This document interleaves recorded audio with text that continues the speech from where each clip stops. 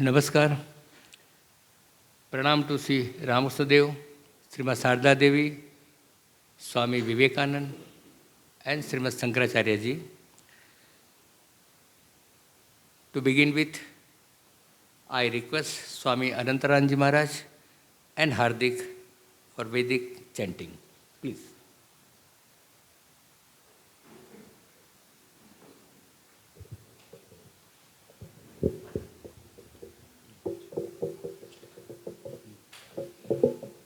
Om Shri Gurubhyo Namaha Hari Om Shanno Mitra Shanvarunaha Shanno Bhavatvaryama Shanna Indro Brihaspatihi Shanno Vishnurukramaha Namo Brahmane Namaste Vayo Tvameva Pratyaksham Brahmasi त्वामेव प्रत्यक्षं ब्रह्म वदिष्यामि ऋतं वदिष्यामि सत्यं वदिष्यामि तन्मामवतु तद्भक्तारमवतु अवतु माम् अवतु भक्तारम् ॐ शान्ति शान्ति शान्तिः हरिः ॐ ऋतं च स्वाध्याय प्रवचने च सत्यं च स्वाध्याय प्रवचने च तपश्च स्वाध्याय प्रवचने च दमश्च स्वाध्याय प्रवचने च शमश्च स्वाध्याय प्रवचने च अग्नयश्च स्वाध्याय प्रवचने च अग्निहोत्रं च स्वाध्याय प्रवचने च अतिथयश्च स्वाध्याय प्रवचने च मानुषं च स्वाध्याय प्रवचने च प्रजा च स्वाध्याय प्रवचने च प्रजनश्च स्वाध्याय प्रवचने च प्रजापतिश्च स्वाध्याय प्रवचने च सत्यमिति सत्यवचाराधीतरः तप इति तपो नित्यपौरुषृष्टिः स्वाध्याय प्रवचने एवेति नाको मोगल्यः तद्वित्तपस्तद्विद्धि तपः ॐ शान्ति शान्ति शान्तिः हरिः ॐ. Before I invite revered Swami Ishtamayanaji Maharaj for a welcome and introduction to the seminar, I feel honor and joy to introduce Dr. Usha Vasthare. I am sure most of you know her. Many of the faces are almost known to us, but still there are many new people who have come today. Dr. Usha Vasthare is a neuroscientist and former faculty of Temple University School of Medicine, Philadelphia, for a period of 17 years. Dr. Vasthare is the founder of Yoga Kshema Rehabilitation and Wellness Center. She conducts workshops and addresses the meeting for various sections of the society in India and abroad. So far, she has conducted close to 1,000 such events. She aims to bring the confluence of the science and ancient wisdom in her talk and workshop based on the most recent advances in neuroscientific research. The ultimate goal of such event is to improve the quality of life. In the words of Swami Vivekananda, rise from where you are. With this, I request Revered Swami Ishtamayanaji Maharaj, Secretary, Ramsa Mission Vivekananda Memorial, to welcome and introduce the subject. Maharaj, please.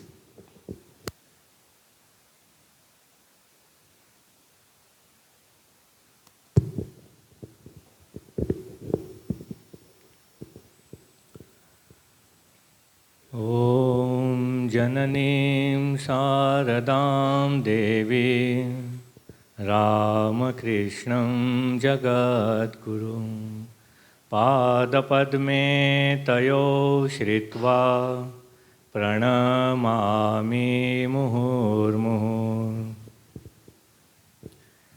On behalf of Ramakrishna Mission, Vivekananda Memorial, Vadodara, I heartily welcome you all here.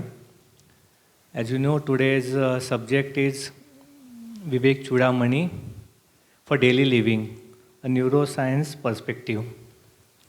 And as just now Prakash Bhai introduced Dr. Usha Vasthare, a few things I would like to add into it.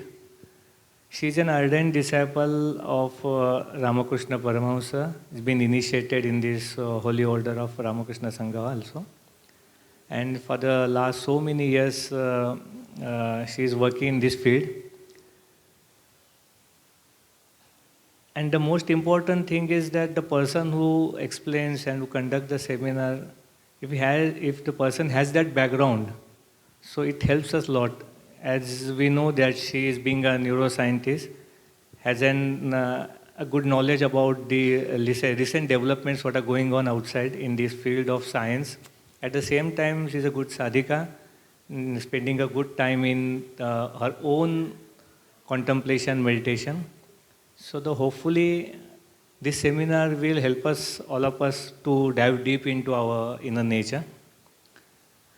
Now, if you just, sometimes the question may arise, why the Vivekachudamani? So the few things just I would like to add, and because she is here for this to explain for 3 days. In fact, the seminar was supposed to be for the 7 days. But the way our lifestyle has changed and our commitment and all these things, it's find to be difficult to come for a continuously 7 days period. So we are curtailed it to in the 3 days. Hope she will able to cover major of the portion. Regarding the Vivekachudamani, it's a work of Bhagwan Sri Shankaracharya, because we believe it's the incarnation of God. Shankaracharya, actually, after explaining, giving the commentaries on the Prasthantraya, that is Upanishad, Brahma Sutra, and the third is the Gita. It's a masterpiece. Those of you are acquainted with this will come to know. But then I think he might have felt also same thing. It was a bit difficult for the beginner. Sometimes it is hard also, because it's a more critical discussions and very in depth. So out of compassion, why we use the word compassion? Because once again, it's what we believe that is the incarnation of God Himself. So out of compassion, He gave to the common masses what is called is Prakarana Grantha. So in this Prakarana Grantha, the basic things are discussed, because in Upanishads and Gita, sometimes especially in the Brahma Sutra, in a very abstract way the things are given, and the explanations are given with the commentaries of different acharyas. But especially when it comes to the Prakaran Granthas, it's more precise, more easier for us to understand, like what is gross body, what is subtler body, what is causal body, what is Sthula Sharir, Sukshma Sharir, Karan Sharir, what is Maya, Brahman, and all these things is going to, it will become us easier, or the people like us, to understand. And if you just consider the Vivekachudamani, it's the discussion or the question answer session, what you can say. It is a dialogue between a Shishya and a Guru. Altogether, I think 580 shlokas are there in this entire Vivekachudamani Prakarana Grantha. And the scholar says that this is the last compilation of Shankaracharya, a good commentary, or you can this Prakarana Grantha. And if you go into this book, we'll find on the 49th shloka, if I'm not wrong, so many years back, there is a question. In fact, there were the 7 questions were asked by the Shishya to Guru. And the entire Vivekachudamani is the explanation given by Guru to Shishya and through Shishya to all of us about our life, our goal, what is Maya, what is Brahman, all these things. See, the answer of these 7 questions are what we can say is Vivekachudamani, and the most important thing is the concept of Jivan Mukta, which has been very elaborately explained by Shankaracharya, and which gives us the idea about the person after achieving the goal, how the behaves. Sitapadna is there in the Bhagavad Gita, but more of the details been given by Shankaracharya. So hope this 3 days seminar by Dr. Usha Vasthare will help us to understand little more about this Prakaran Grantha. A lot of other Prakaran Granthas are also there of Shankaracharya. Atmabodhi is there, there are Upadesh Sahasri, many others. He has written a lot of stotras also. Ganga Stotra are very beautiful, full of bhakti. So we pray to God that after attending the 3 days seminar, if the quest inside us, if we feel like to go little deeper into this, to know little more about this Jnana Patha, what we say, the path of knowledge, I think our efforts, we can say, will be fulfilled. Thank you.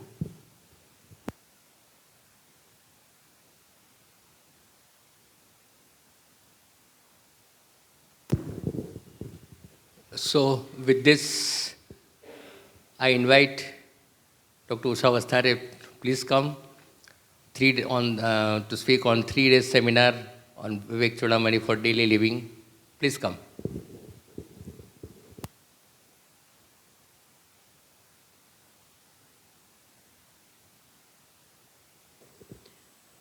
Om Manas Sabhabhyayah Sabhapatibhyascha Om Namaha. Om Shri Gurubhyo Namaha. Om Sadashiva Samarambham Shankaracharya Madhyamam Asmadacharya Paryantam Vande Guru Paramparam. Sthapakaya cha dharmasya sarvadharmaswarupine avatara varishtaya Ramakrishnaya te namaha. Jananim Sharadam Devim Ramakrishnam Jagadgurum Padapadme Tayo Shritva Pranamami Muhurmuhu. Namashri Yatirajaya Vivekananda Suraye Satchit Sukhaswarupaya Swamine Tapaharine.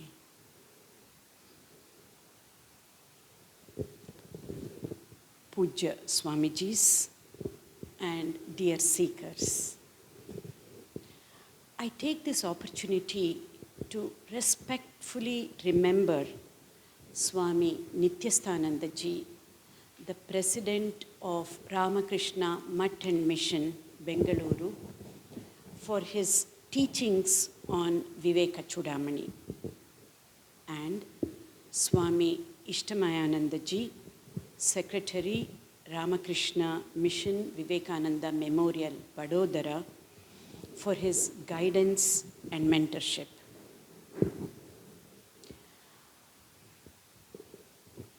Sri Adi Shankaracharya wrote this scriptural text, Vivekachudamani. This we are all aware of. The goal of human life and the path are elucidated in this introductory text. Sri Adi Shankaracharya sums up the entire message of Advaita Vedanta in 3 crisp, decisive aphorisms or tenets. Brahmasatya, Jagan Mithya, Brahmo Jivo Brahmaiva Naparaha. Brahman alone is real. This world is unreal.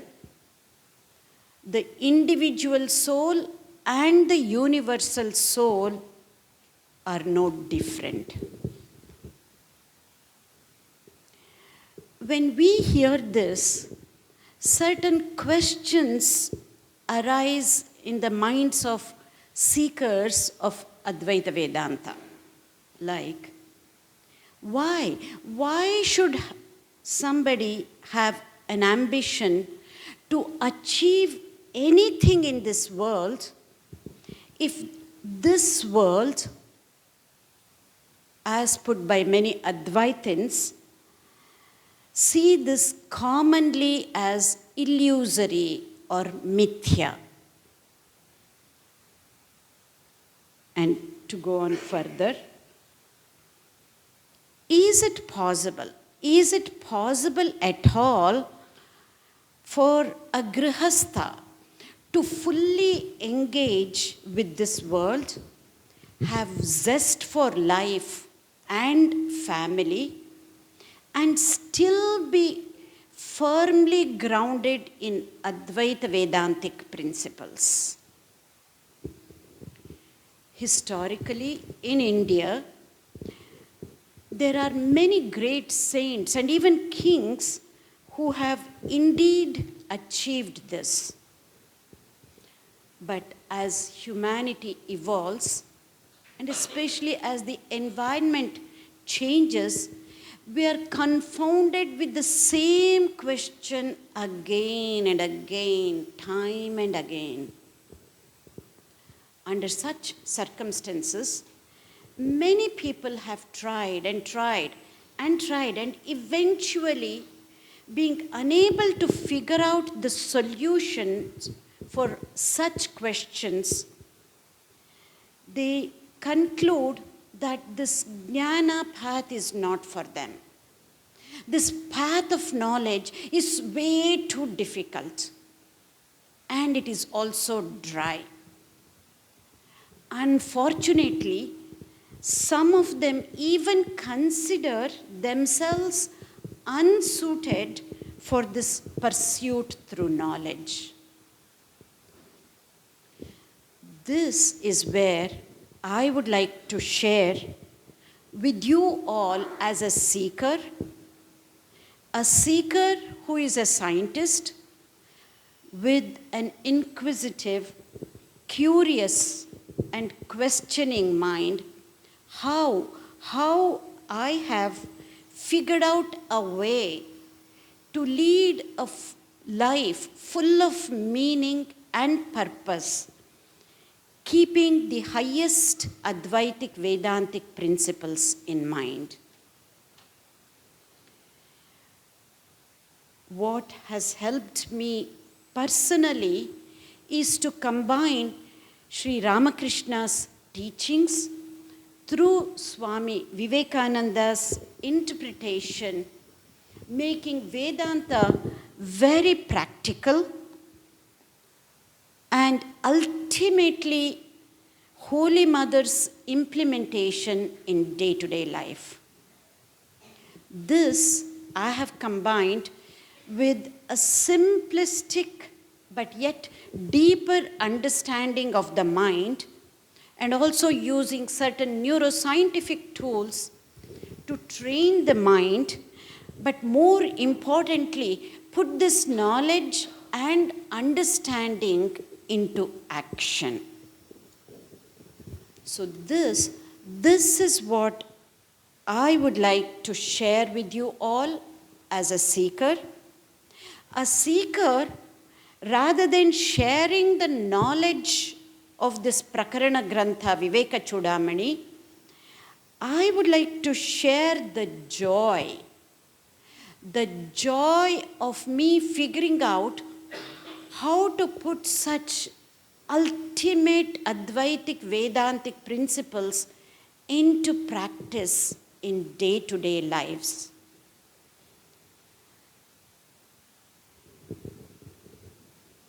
With this, we go on to understanding some of the aspects of Vivekachudamani, and then let's see how we can put this into practice. Sri Adi Shankaracharya, through this Vivekachudamani as a Prakarana Grantha, and as Swamiji said, he has written bhashyas or commentaries on Brahma Sutra, Bhagavad Gita, and Upanishads. And he said, freedom, salvation, or mukti is only through knowledge. this is what he has stressed, that freedom can only be through knowledge. Just about 125 years back or so, little bit more than 125 years back, Sri Ramakrishna, he said, the goal of human life is God realization. And God realization in the path of knowledge is nothing but self-realization. This is where it reminds me of Rumi, if I'm correct, a Sufi mystic who said, I'm just paraphrasing, I went looking for God, I found myself. And I went looking for myself, I only found God. In such simple ways. So Ramakrishna says, goal of human life, whether we know it or not, is God realization. And he goes on further to say that this can happen both with Jnana Yoga and Bhakti Yoga. The level of Bhakti Yoga he is saying is very different than what you and I might know of. At the level of Bhakti Yoga, what he is saying, there is no difference between Bhakti and Jnana. But he says, definitely the God realization can happen through the Nirguna aspect of the Jnana path and the Saguna aspect of God through the Bhakti path. And as we know, in the Jnana path of knowledge, self-effort is stressed upon a lot, whereas divine grace takes a huge place in the path of Bhakti. Because we are dealing with Vivekachudamani, which is on the Jnana path of knowledge, we're going to look at self-effort. Self-effort as it has been mentioned in Vivekachudamani. And I'm just going to read the part of the shlokas or the mantras where I have highlighted upon. Wherein it says, Bandha mochana kartatu swasmadanyona kaschana. Let me repeat. Bandha mochana kartatu swasmadanyona kaschana. It says, to get rid of our debts, financial debts, our kids, sons, daughters, anybody can help. But to get out of the bondage, to get out of the suffering of samsara, one has to figure out by oneself. Nobody else can help. Going further, there are a couple more shlokas on the self-effort in Vivekachudamani, which says, Vastu swarupam sputabodha chakshusha. To understand our own innate real nature, it can only happen through the antaschakshushu, through the eyes of illumination, through the eyes of discrimination, opening up the antaschakshushu. Going further, they also say, avidya kama karmadi pashabandham vimochitum, which is avidya or the ignorance leading to desire, which leads to lot of actions.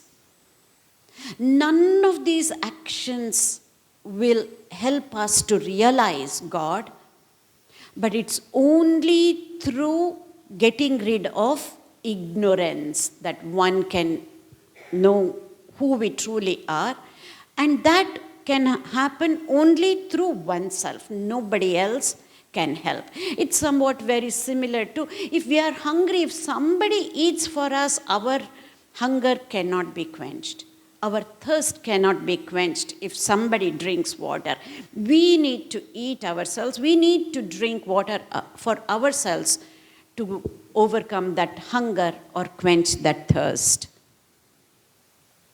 So going further with the self-effort, if we have to put self-effort, then we need to know what is the potential that we have within us. The immense potential, the cerebral capacity that we have to be able to put this self-effort. However, right now, man is presently enslaved by his own internal nature. What do I mean by that?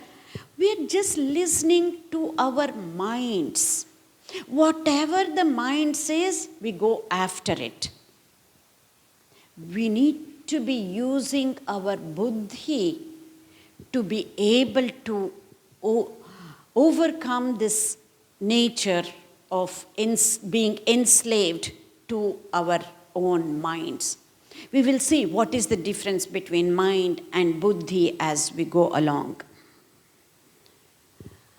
So, how do we take care of that mind? Earlier we used to say, you need to control your minds.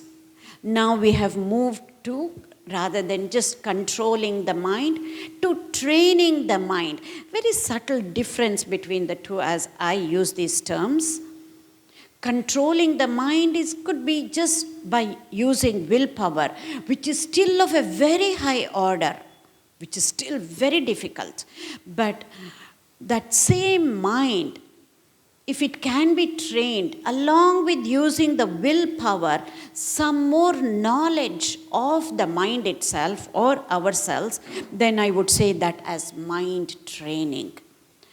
With further deeper understanding of who we truly are, then we can actually conquer our minds, what we call that as mano jayaha.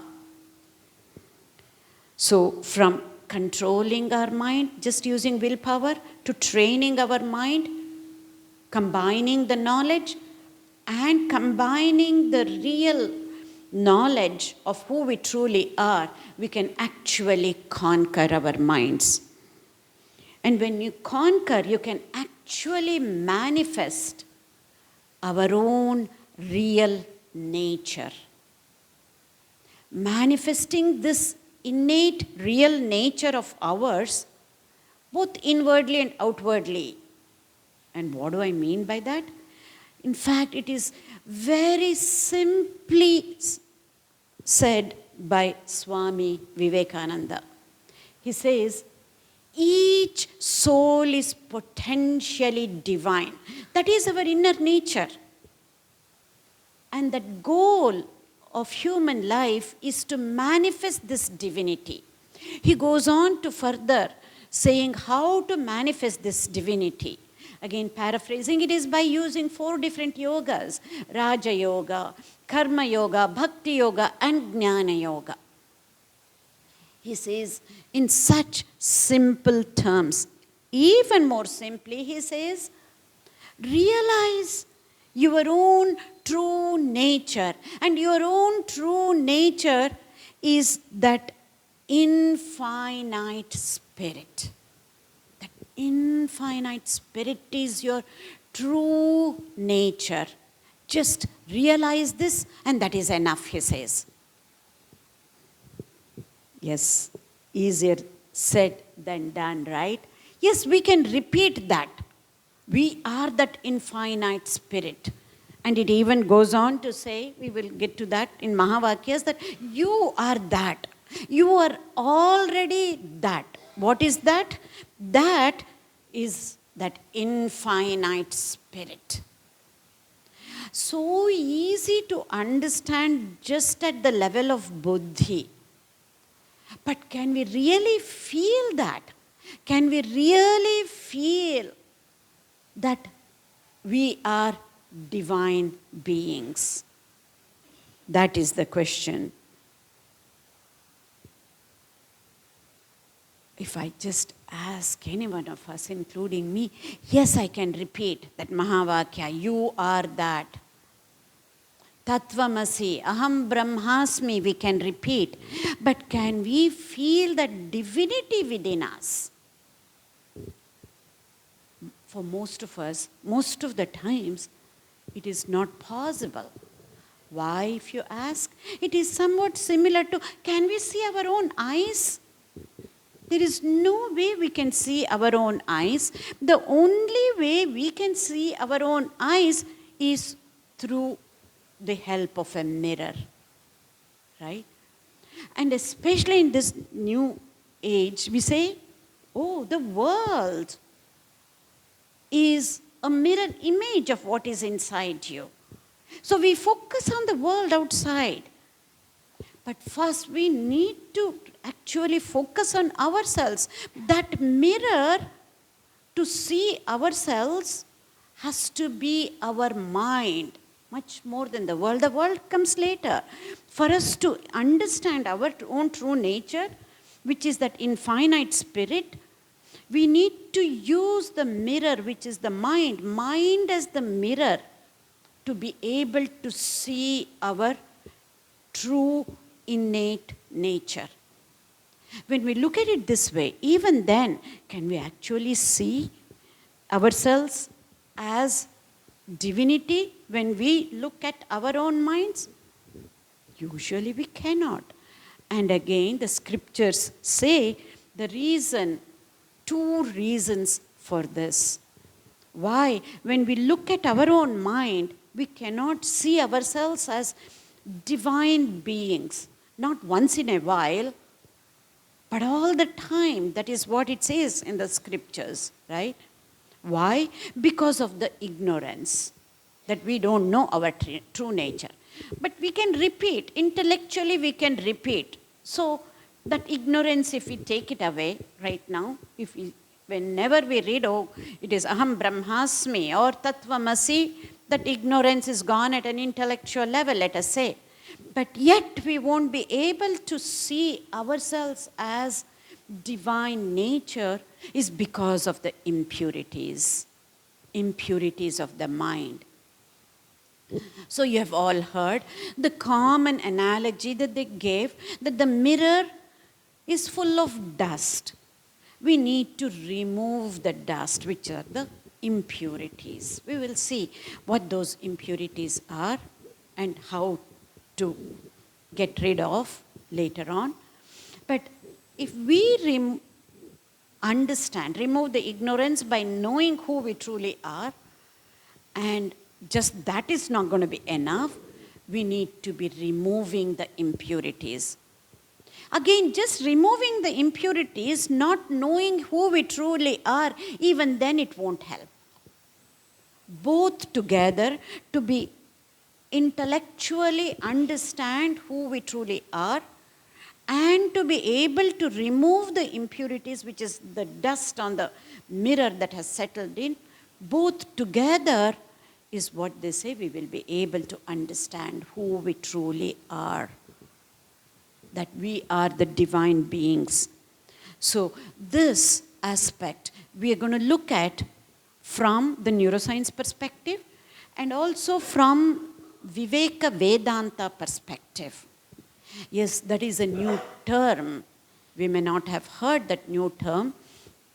As I was going through, this is what came to my mind, Viveka Vedanta. We will see soon what is meant by Viveka Vedanta and why. Why did I come up with the term to be able to explain very simply in this day and age what Vivekananda has given us.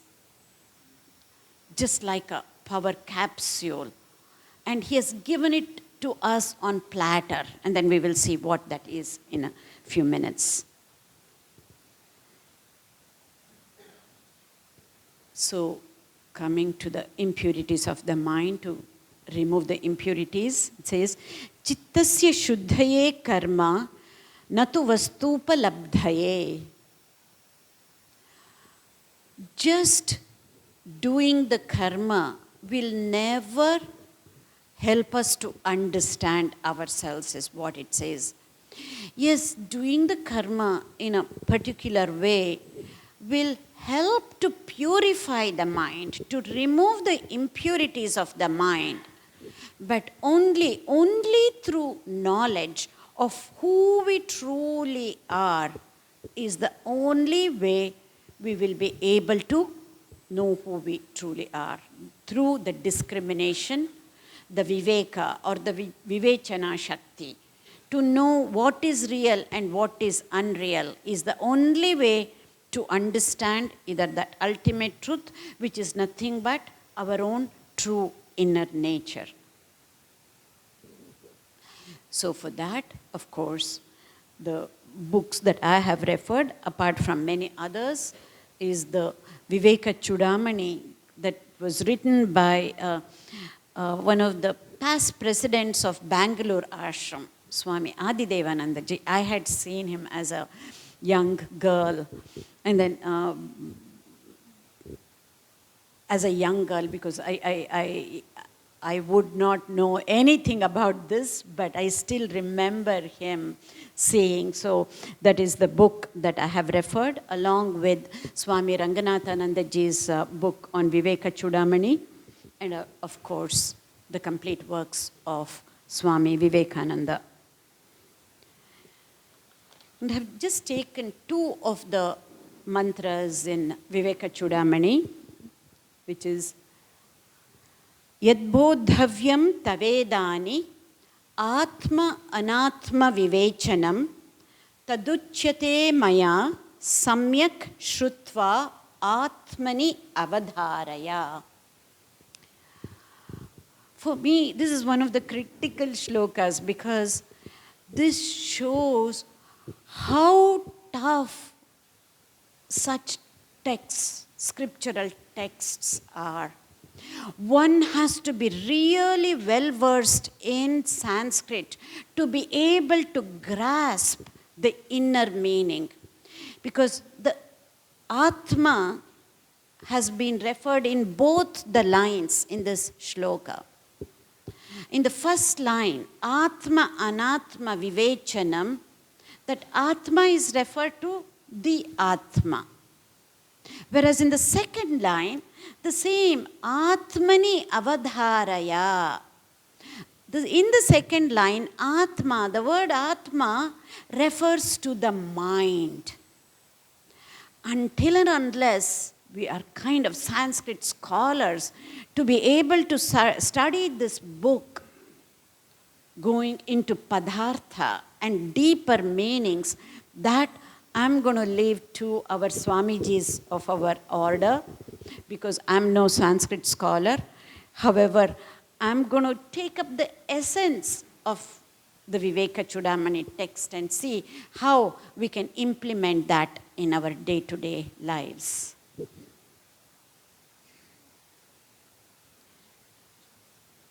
Here, in this mantra, the last line, Ihaiva Nirvana Sukham Samruchati.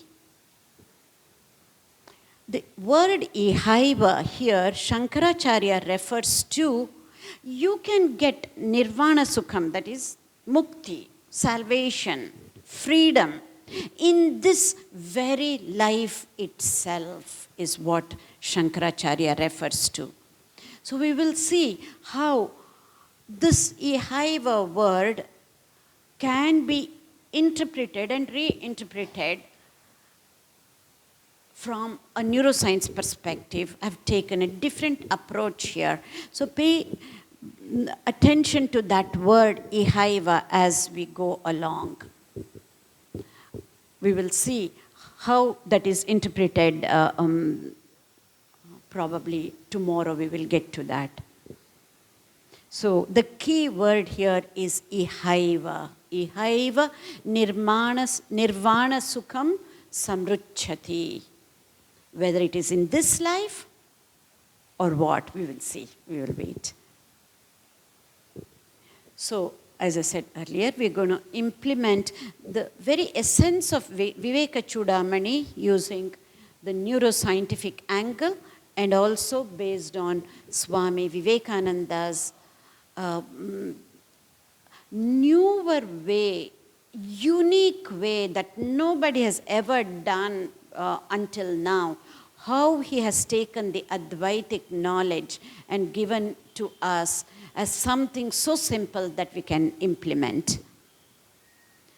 So, again, because we're going to be removing the impurities, it is like preparing the mind for understanding the knowledge at a deeper level and to put it into action. So if we are only focusing on removing the impurities, that means the action is also very important. Just knowing who we truly are is not going to be enough.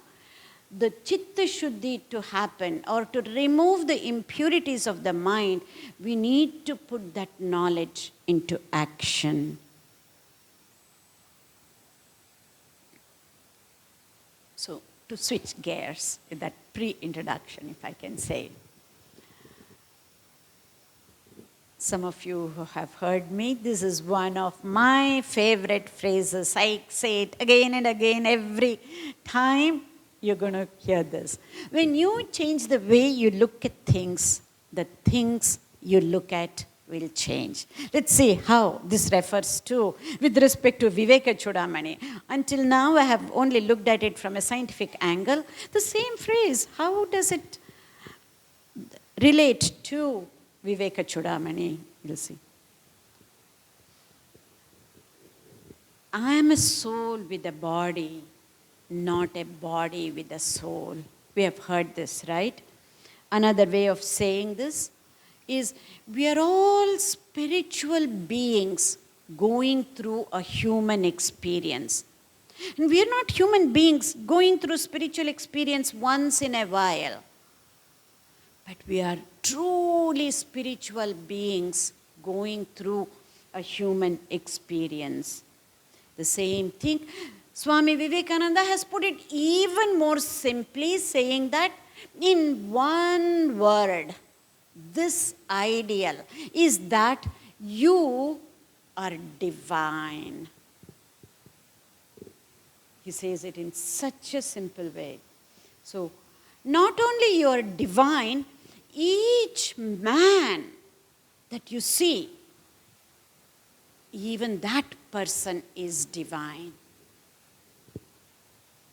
Anybody, I know we may not have any enemies here, but certainly we will probably, some people, if they are very nationalistic, we might have enemy countries or enemy whatever it is. Even in such people, there is divinity, is what Vivekananda is talking about. Very deep.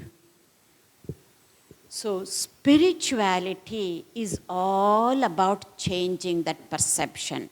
When we change the way we look at things, the things we look at will change. So we are not just this body and mind, sense organ complex, but we are something much more than that. And whatever that is, everybody else is also that. This is one thing in Advaita Vedanta we have to keep saying and remembering ourselves. Just if we just remember Aham Brahmasmi, that is not going to be enough. It's not just that I am divine. Each and every person is also divine, is the most important aspect. If we, anytime if we say Aham Brahmasmi, then the next thing we need to say, everybody else is too.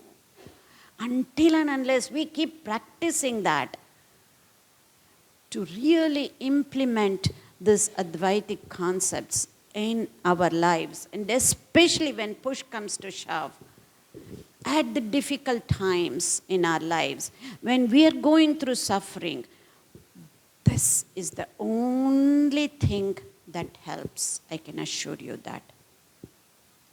That's why they say, for every challenge that we go through that is under the sun, there is always a spiritual solution. And that is this. So, how do we turn this knowledge into action? We will see that in the next 2 days. Whatever we put it into action, there has to be a certain way of evaluating whether we are doing it right or not. And how do we track our own actions of putting this Advaitic concepts into practice? There are many different ways, but for Grihasthas, especially for all of us, one of the most important thing for us to track, keep that as a yardstick, is our interpersonal relationships. If we can track whatever we are trying to implement, any of these concepts, whether Advaitic concepts or through scientific concepts, if we can keep this in the back of our minds and see the yardstick that we need to look for is interpersonal relationships. So for the next 2 days, whatever I'm going to be saying, keep relating that to the relationships in your life. And everybody will have some difficult relationship with somebody or other, various different times, different people too. Keep that in the back of your mind. Can my relationship, can it improve with this type of knowledge? And putting that into action. So going further, that usually is expressed as love, peace, and kindness outwardly. Yes, we know that is usually the definition of that, shortest definition of that, or shortest definition of God we know is Sat Chit Ananda, right? So that Ananda usually gets expressed as love outwardly, peace inwardly, and kindness outwardly. Again, keep this in the back of your mind when you go through this. So, the rest of this series, the seminar, the flow is going to be like that. I know it's a busy slide. You don't need to read all of this. I'm going to go through this each one by itself. First is why? Why do we need to study Vivekachudamani? And what is the essence of any Upanishad for that matter? Any Upanishad. And what is classical Vedanta and what is Viveka Vedanta? And certain of the Upanishad concepts to understand specifically Advaita Vedanta. And those concepts are Adhyaropa Apavada Prakriya, the concept of Upadhi, concept of Maya, and the 3 levels of reality or 3 levels of Satya. And some of the scientific concepts to implement the spiritual knowledge. And the essence of Vivekachudamani itself, I'm just going to cover Sadhana Chatushtaya Sampatti, which also involves Shat Sampatti, in the light of Viveka Vedanta and neuroscience. And we'll conclude the Ramakrishna way, the Vivekananda way, which is one and the same, but yet for all practical purposes, for us to better grasp it, I have separated, and also the neuroscientific way. So why? Why study Vivekachudamani? Swamiji has already said that in the introduction. As you know, literal translation of Vivekachudamani is the crest jewel of discrimination. And to understand Upanishads, this is a grantha or an introductory text or a prakarana grantha. If we read and understand this, it is much easier to understand any of the Upanishads. And the concepts or the precepts of Advaita Vedanta, all of it has been covered in Vivekachudamani. And of course, as the name itself suggests, Viveka. Viveka of what? What is real and unreal? what is permanent and what is not permanent. What is it that does not change at all, and what is it that changes. So all the difference between these is what has been talked about in Vivekachudamani. And now, the essence of Upanishads. I'm going to make it as simple as possible, so that we can just take the simplest of simple message. But the message, I have made it simple, but we need to go and reflect upon it. Until and unless we reflect on these really simple messages, again, reflection is the second step of the path of knowledge. As we all know, there are only 3 steps in path of knowledge: Shravana, Manana, Nididhyasana.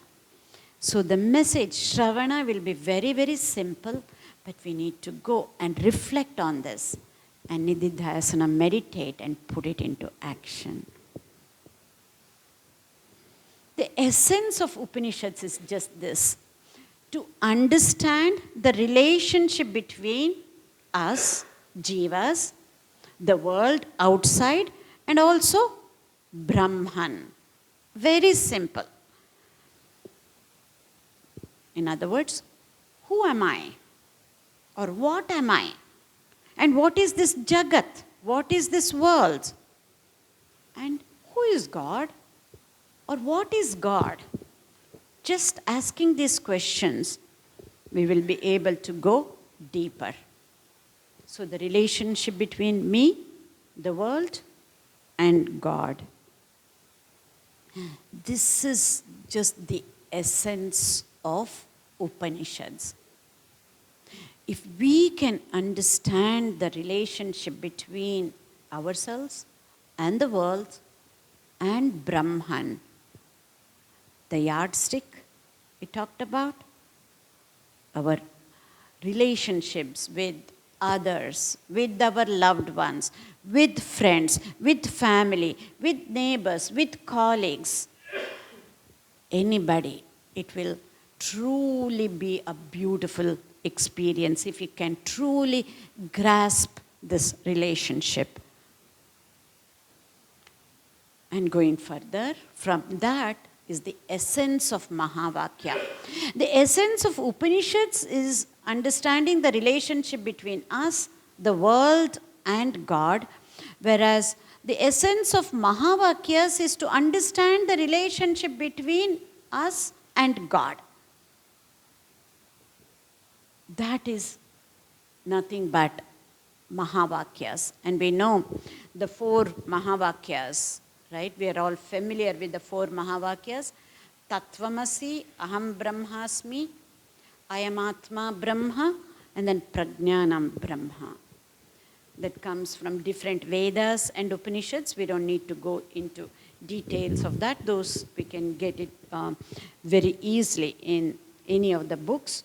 But let us go into what the mantras that has been expounded in Vivekachudamani on Mahavakyas, which is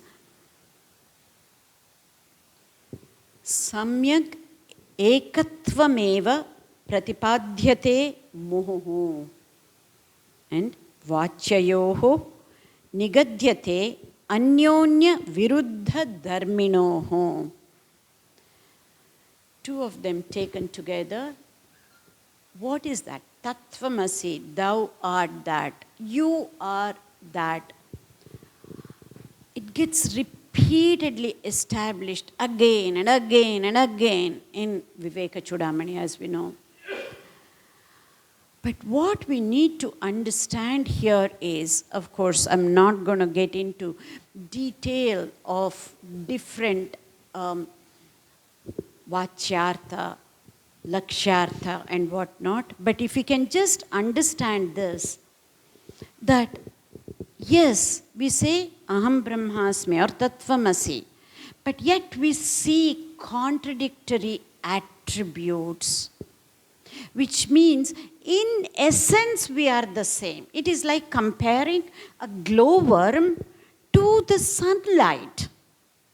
In essence, both are light. But is there any comparison to a glowworm and the sunlight?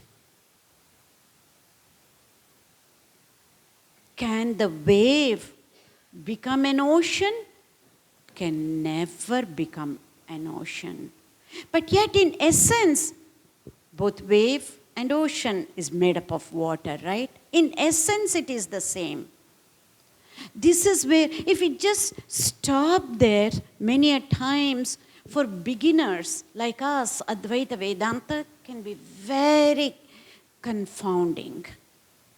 But this is where, going further, what Ramakrishna has taught and what Vivekananda has propounded based on this is what truly helps us to go further and to be able to implement, understand this.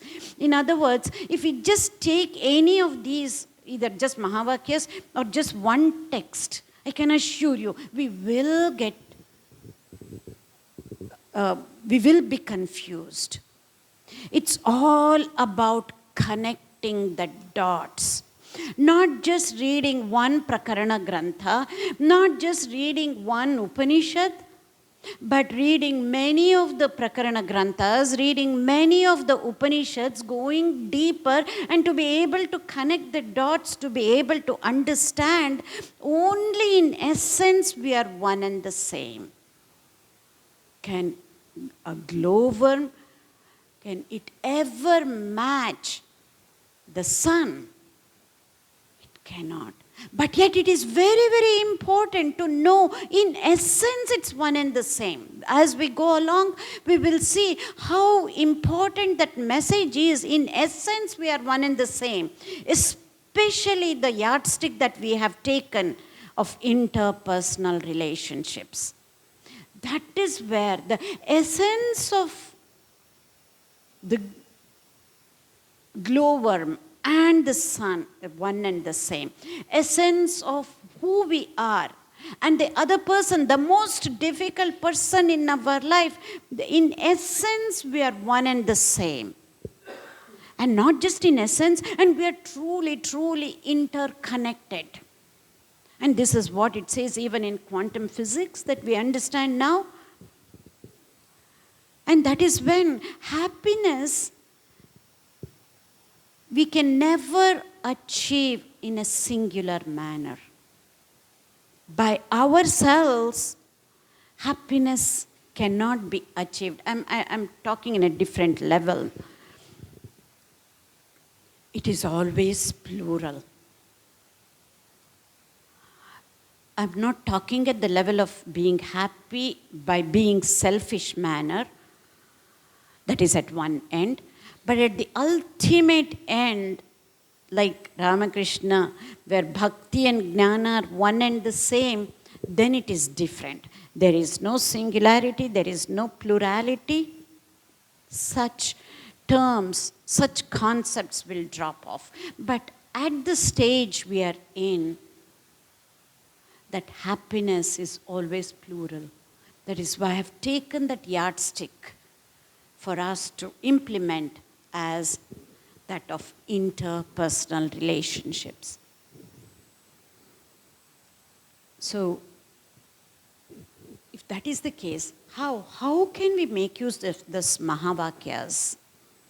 Again, for implementation purposes, I've taken two aspects, which is by knowing, in essence, we are the same as that of Brahman, will help us to utilize the innate potential that we have to the fullest extent. To the fullest extent until our last breath. Until our last breath, we will be able to utilize our innate potential to the fullest extent, using our cerebral capacity to the fullest extent, even on the deathbed. Only if we get that highest Advaitic knowledge that, in essence, this individual soul is no different from that universal soul. That is one aspect. And then second, of course, as I keep saying, the yardstick that we have, by using this knowledge, we can have meaningful relationships with different people. Not just a superficial relationship, but true, meaningful relationship, whatever the time may be. Even if it is not two-way, it could be one way. We can have that meaningful relationship with others only, in my opinion, only when we have this highest Advaitic knowledge. There is no difference between this individual soul and the universal soul, which also means there is no difference between, in essence, between me and the most difficult person in our lives. We can make it as simple as possible. Yes, really simple, but we need to go reflect and put it into practice later. So now, my favorite, what is classical Vedanta and what is Viveka Vedanta? Classical Vedanta, as expounded and propagated by Adi Shankaracharya, again, essence of Upanishads, to know the relationship between this Jiva, the Jagat, and the Brahman. This is classical Vedanta, Advaita Vedanta. Whereas Swami Vivekananda's,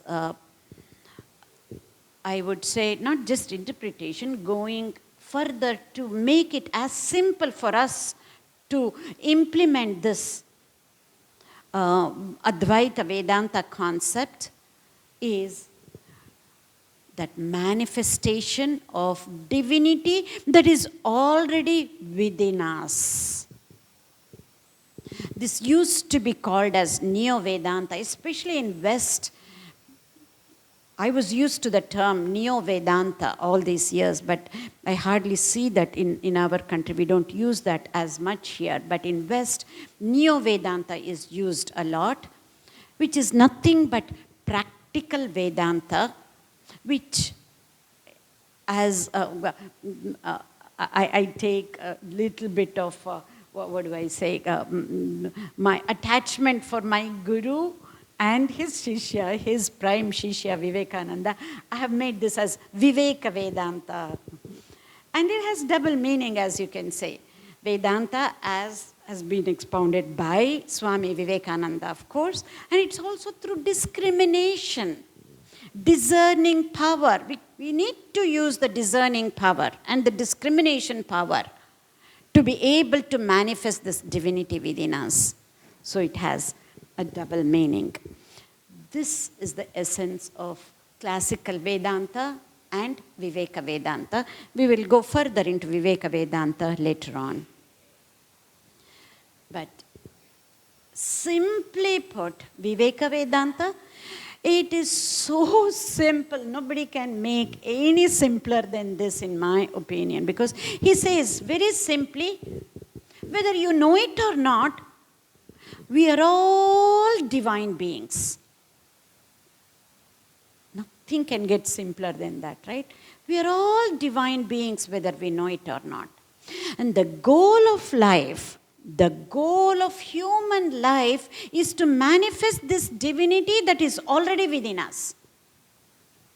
What does that mean? He says that is already within us. What do I have to do to become Usha? Do I have to do anything to become me? Absolutely not, right? Because I'm already me. I'm already Usha. I don't need to do anything to become Usha. In the same way, he says, you're already divine.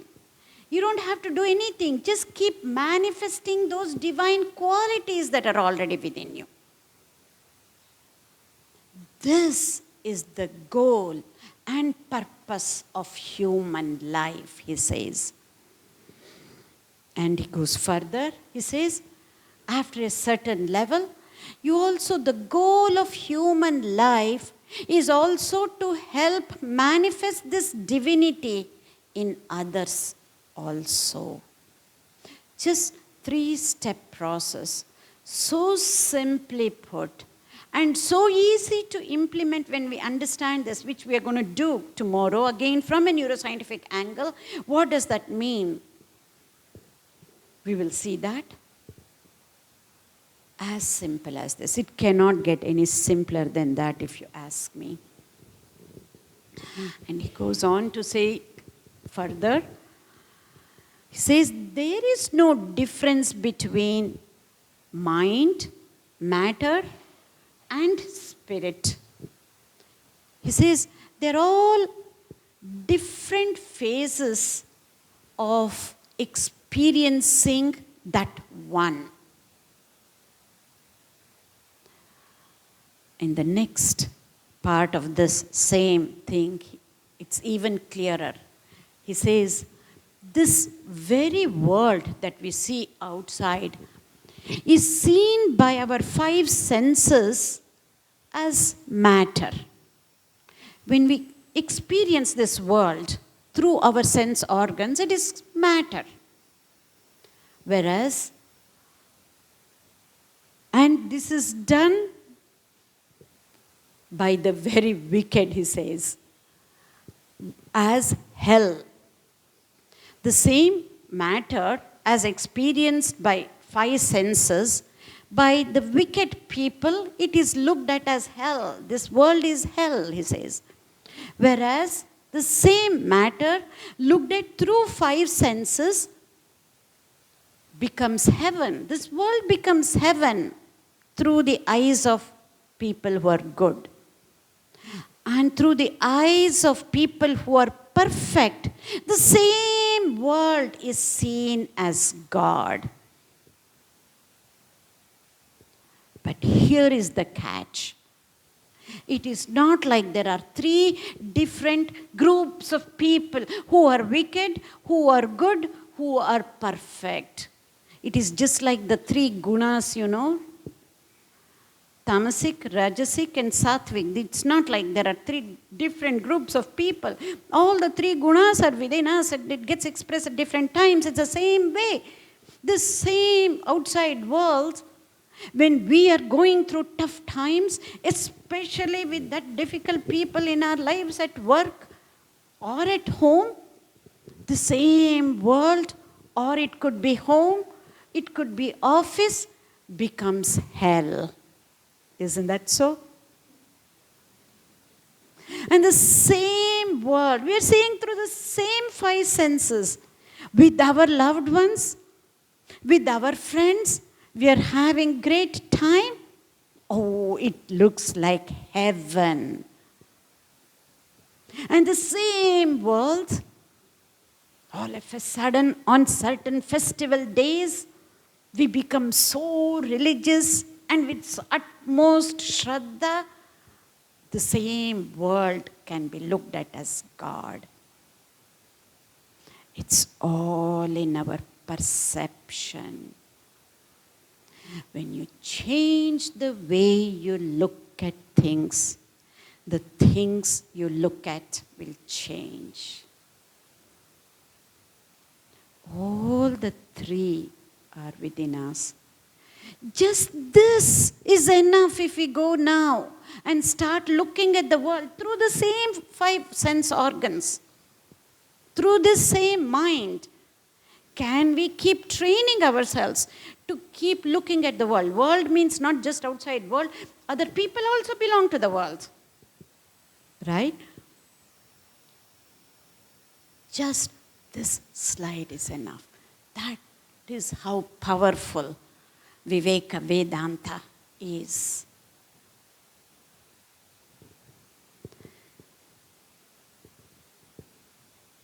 And not only is it powerful, he makes it even simpler and simpler and simpler. What is that? He says, be good, do good. And you're already good. Not even good, you're divine, he says. And so keep doing good things, both for yourself and for others. How simpler can it get? Just imagine this. It is so, so powerful.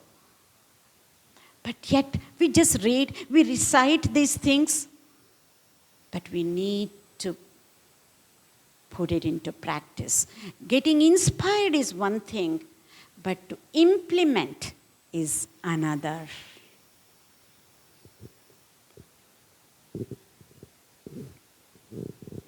And he even says, to be good and to be doing good is the entire religion is just this. He didn't say Hindu religion. See that? He says religion, any religion is just this. It is so broad, so all-inclusive. And yet, we see ourselves in that little box. And it is so, I'm not making any value judgments for all of us. But by getting such messages and truly believing it with total conviction is what helps to see the world as something more beautiful. As I say, I think it's a G20 theme, Vasudeva Kutumbakam. Right? So powerful, so powerful. So, how do we do that? And we have 3-step implementation process. So, whatever our problem, let's say we have the yardstick, right? Maybe you can add one more yardstick, 2 things. One is about the interpersonal relationships, and another one, am I utilizing my innate potential to the fullest extent? It does not matter. I might be a student, a homemaker, or a retired person, does not matter. Or I can be sick and be on the bed. It does not matter. But am I still using my potential that I have, the innate, immense potential to the fullest extent? We will see what I mean by even if we are bedridden, we will still be able to utilize our potential to the fullest extent when we get to the neuroscientific angle. What do I mean by that? We will see. So let's observe the problems. 2 problems, common for all of us, about our interpersonal relationships and whether are we utilizing our innate, immense potential that we have to the fullest extent. Those 2. And then understand the Advaita concepts, which we are going to go through. And then understand the neuroscience concepts, again, which we are going to go through. And then just implement using neuroscience concepts. The tools also, we know those tools. It is connecting the dots. We will do this. As simple as this.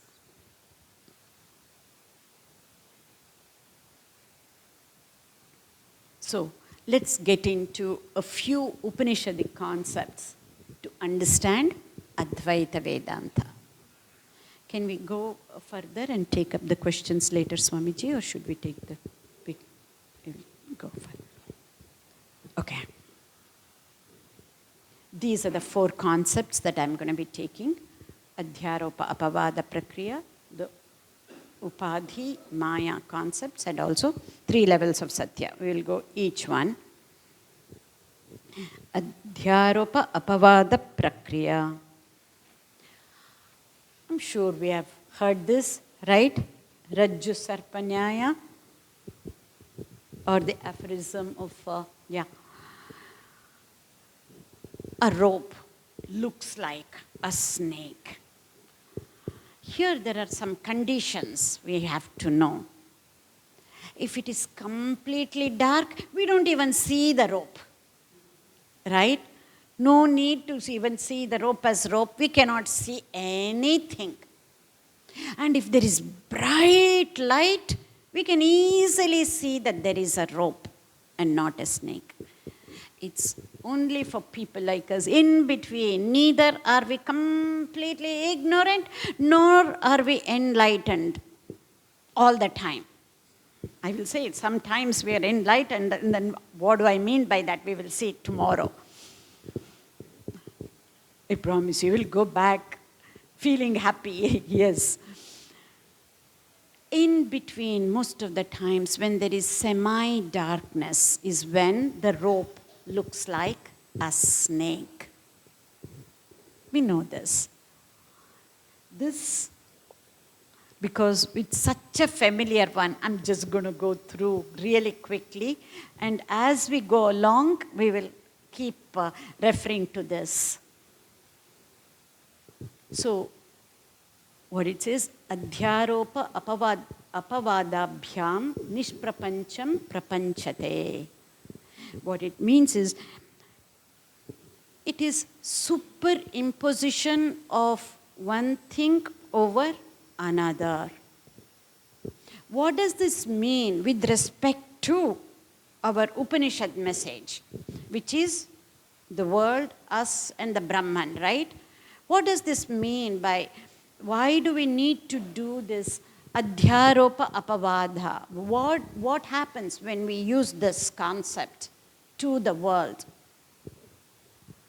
We're seeing the world as world right now. This is, we have superimposed on something else. What the scriptures say, whatever you see is Brahman, because Brahman alone exists according to Advaita, right? Brahma Satya, there is nothing, it's not even nothing else. Everything that we see, Brahman alone exists. But we are seeing the world. That means whatever we see this as matter, we are superimposing on Brahman because of semi-darkness.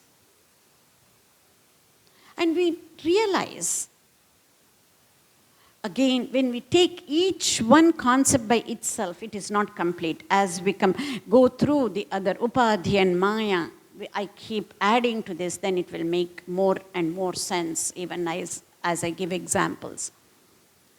So we're superimposing this world on the substratum that is Brahman.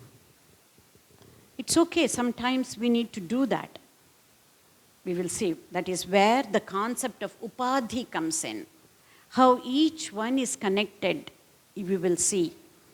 But even if you superimpose, you have to take that out to really see what it is. Yes, in that semi-darkness, we see the rope as snake. But when we bring in the light of knowledge, and then we see that it is as a rope, it is not like we have removed snake. There was no snake to begin with, right? There was no snake to begin with. There was only rope. It's only because when we brought that knowledge or the light, we saw that it was a rope. We saw whatever that it was supposed to be. But we again say, oh my goodness, it was not snake. It was never snake to begin with. This is the point that we need to understand. We might say, oh, this world is hell. Oh, it is so difficult, we suffer. Because we don't know what this real world is.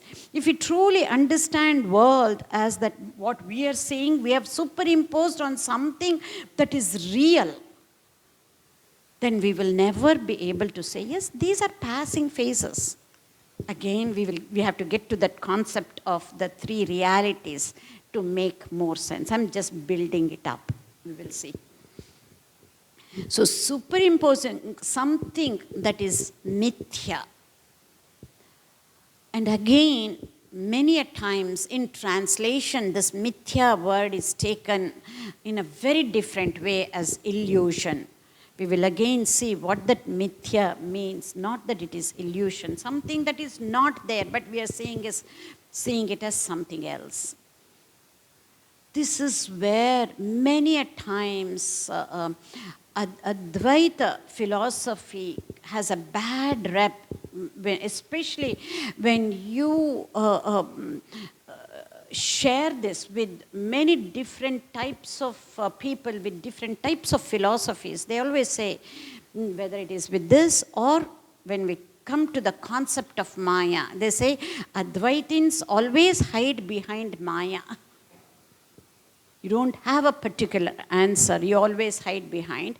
That is because of the loose literal translation as illusion. But if we understand Maya the proper way, we will never be able to say those things. We will get to that in a minute. So you put something on something else, and once you understand what that is, you take out whatever you have superimposed and know the true nature. Yes, now we have superimposed the world on the Brahman, which is the substratum. After we gain this knowledge, not just once, it has to be beyond any doubt. Because in spiritual life, they say even a ray of doubt is as good as, is nothing but ignorance. Anything, there should not be a ray of doubt when leading a spiritual path. If we get doubts about, even if that Saguna God exists, then what of Nirguna Brahman, right? Many a times when we go through suffering, we even question the Saguna aspect of God, or even whether it is Rama, Krishna. This is where people come to me asking, when they go through hard times, how is it possible to believe in this God? I always believed and this happened. How can I believe anymore? So even a ray of doubt in spiritual life, they say, is ignorance. So we need to be convinced beyond any doubt to be able to get all of this. Until then, only 3 steps. Shravana, Manana, Nididhyasana.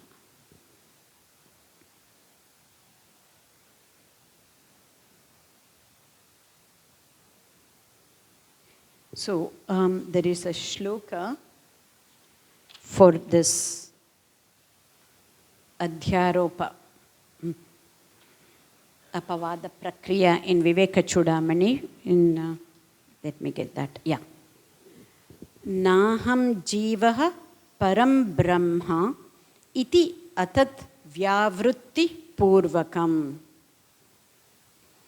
This is for the superimposition that we talked about.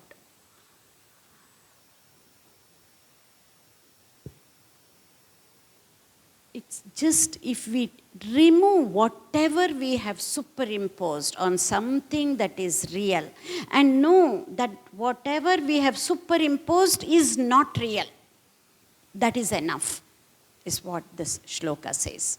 Just to take that rope and snake example, because of ignorance, we have superimposed snake on the rope, and then know that snake was never real.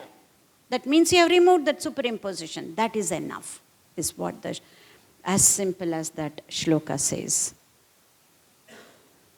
Okay, the next concept we will take is that of upadhi. Few different ways of looking at upadhi. You might have, we probably even some of us know the shlokas of upadhi in Vivekachudamani, but I have made it really, really simple, as I keep saying. What is this? When we are kids, how do we learn the numbers? Numbers are so abstract, it is impossible to understand numbers. If we can understand numbers without any object, that means we can understand the Nirguna Nirakara Parabrahma. Honestly, this is how I feel. If we can understand the numbers without any object, how were we taught with the numbers? One pen, we needed to get show the pen to the kid to show that is 1, right? Otherwise, how can you imagine 1 and 2 and 3? Huge numbers. you need not just a name, one, you also need a form. Nama and Rupa. Just Nama is not enough. A Rupa, an object, is needed to understand the numbers, which is so abstract. If it is so for numbers, what about the Parabrahman, which we say is Nirakara Nirguna? That is why we need these words to understand that Brahman. As they say, Nama Rupatmaka Jagat. So, this is one way of understanding what Upadhi is. That you need something to understand something that we cannot understand. So, another way is you need Upadhi until you understand the numbers. Like for example, when we were kids, we needed those objects to understand. Now we don't need those objects. Even after the kid knows the numbers, understands, the kid does not need, bring that, you don't say, bring that one pen, bring that pen. That means it will, even if there are many pens, that kid will bring only one pen. If you just say, bring a pen. Right? So, you need that Upadhi only until you understand. For this, the perfect example is, we have seen in Olympics, pole vault, right? See, for the person to cross that barrier, he has to let go of the pole, then only he can cross. He cannot be holding on to the pole to cross that. It is the same way. We really need this Upadhi to understand Brahman. But until and unless we let go of the Upadhi, we cannot get to understand, catch hold of Brahman. As simple as that. And the third way of understanding Upadhi, these we know. I think I will finish this Upadhi. It's getting late, and then we will take a break today. These are the typical examples for Upadhi. How do we know that there is electricity passing through the cable? A kid cannot understand. Somebody who does not understand what electric power is, it is not possible. So we need to put an object, a light bulb. Or how does a refrigerator run? There is electricity, nobody can understand.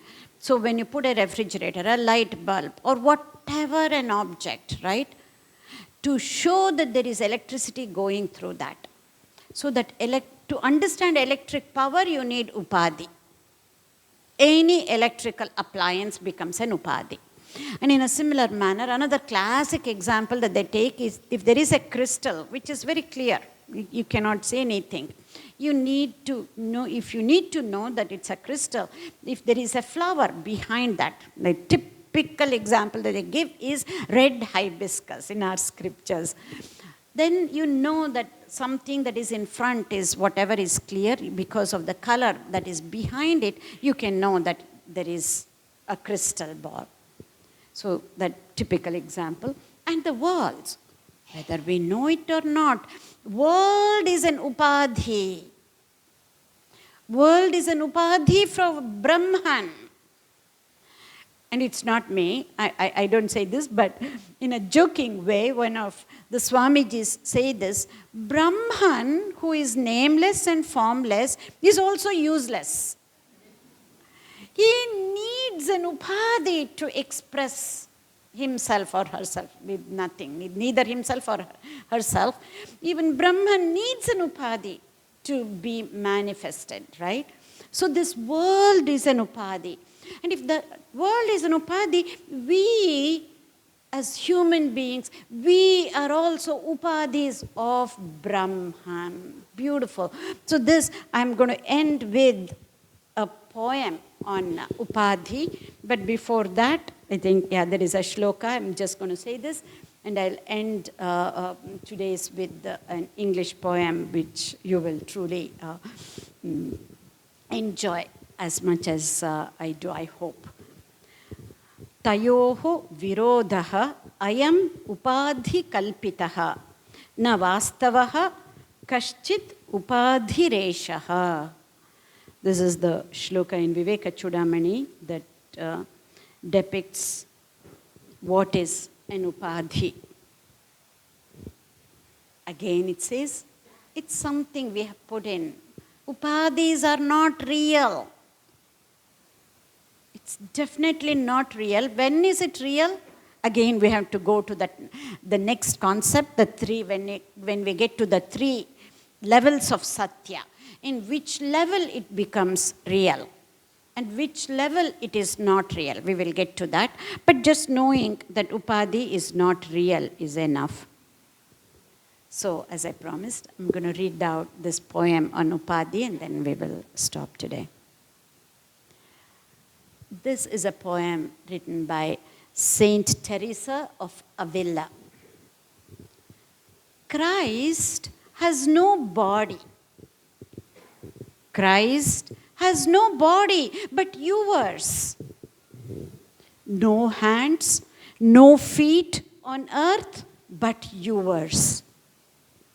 Yours are the eyes with which he looks compassion on this world.